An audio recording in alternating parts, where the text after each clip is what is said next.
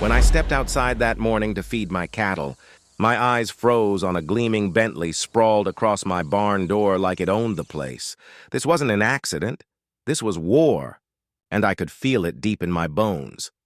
I had barely lifted the latch on the barn gate when I realized my entire morning had been hijacked by pure arrogance. The Bentley gleamed like it had been polished by angels, the chrome reflecting sunlight in blinding flashes, the tires barely kissed by dust, and there it was, blocking my only route to get the tractor out. I blinked, convinced I was hallucinating. And then I saw her.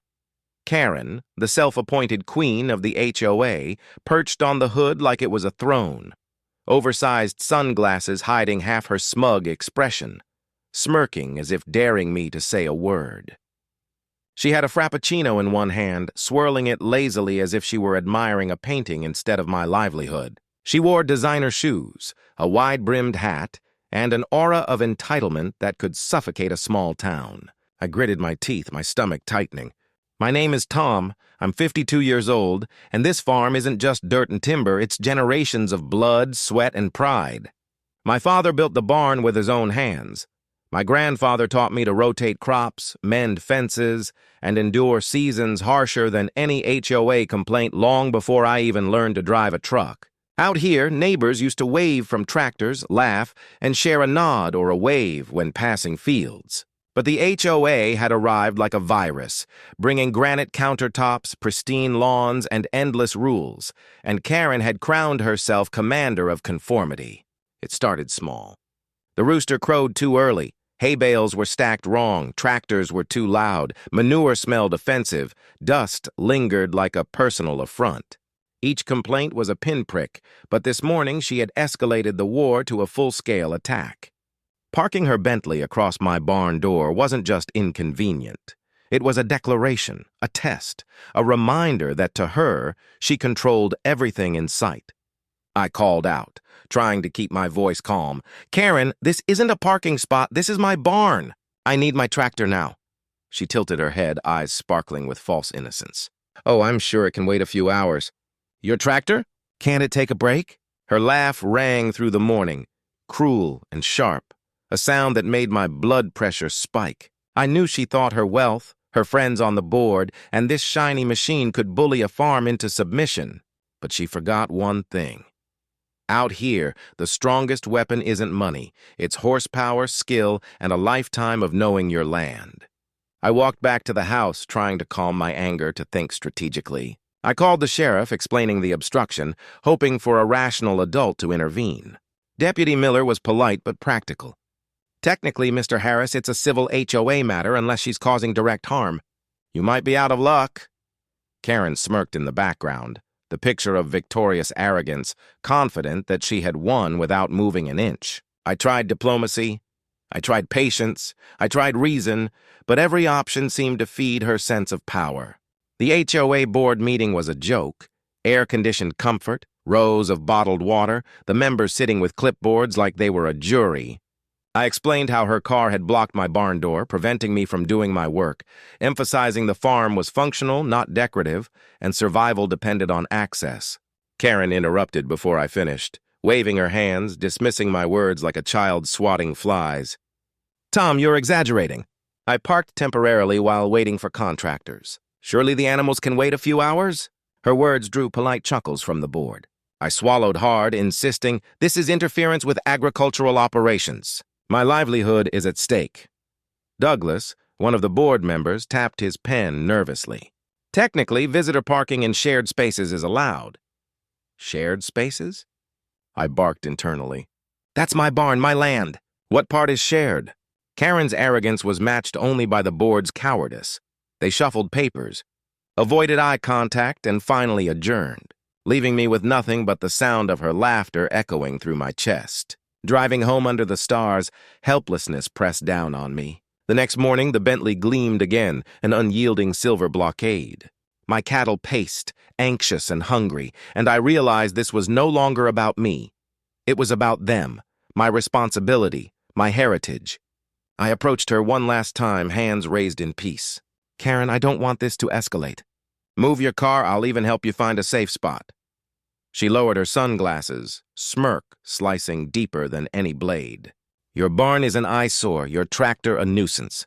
If you don't like it, maybe sell and leave. That was the ember that ignited a wildfire. I didn't shout. I didn't argue. I turned toward the shed, each step heavy, knowing exactly what I was about to unleash. Diplomacy had failed. There was only one language left to speak. The tractor roared. Karen thought she could stop my farm with a luxury car. But she didn't count on one thing. My tractor doesn't negotiate. It annihilates. And it had her name written all over it. The engine growled as I approached, vibrations rattling through the ground and echoing in my chest. Neighbors peeked over fences and from windows, whispering and pointing, drawn to the chaos that had become the center of the cul-de-sac. Karen perched on her hood, bracelets jingling as she scrolled through her phone, oblivious or pretending to be. I squared my shoulders and reminded myself of my father's words. Son, when someone blocks your barn, you plow right through. I considered every consequence, every potential fine, every HOA bylaw, but I realized one truth. No social status, no wealth, no paper rule could stand against a tractor in motion, against the blood and sweat of generations. I engaged the gears, and the machine lurched forward with a growl that echoed across the farm. Dust swirled, gravel flew, and the smell of oil and metal mixed with the familiar scent of hay and manure. Karen's expression flickered for the first time, the smug confidence in her eyes replaced by a thin line of fear. Slowly, deliberately, I drove the tractor into the Bentley. Metal screamed against metal, glass shattered, the car rocking violently as if it were nothing more than a toy. Karen shrieked, leaping to the side just in time, but the damage was undeniable. The Bentley slid, crumpled, and a cloud of dust and chaos filled the morning air. The neighborhood had gathered, some gasping in shock, some cheering in disbelief. I parked the tractor safely, my barn door finally free. The arrogance, the entitlement, the illusion of control.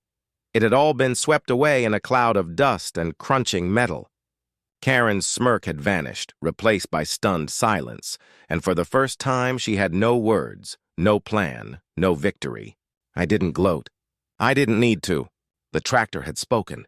Action had done what diplomacy, fines, and HOA bylaws could not. My barn was safe, my cattle fed, my land defended. Later, word spread through the HOA like wildfire. The farm had not bowed. The tractor had delivered a lesson in reality. Karen and her minions would need more than wealth and rules to challenge the heartbeat of a farm, the legacy of generations, and the unyielding power of someone who lives off the land. The lesson was clear. You can block a barn, delay the feed, and threaten a man with rules, but when survival is at stake, horsepower always answers.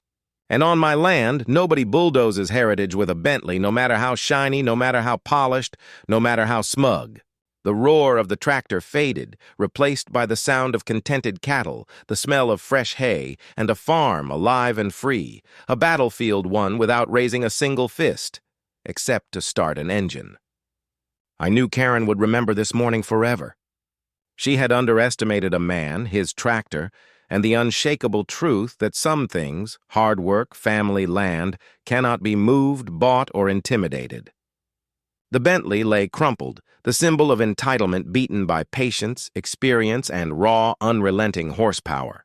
And I, Tom, 52-year-old farmer, finally took a deep breath, walked into my barn, and continued my work, the rightful guardian of my land and legacy, knowing no one, no HOA, no Karen, would ever stop me again.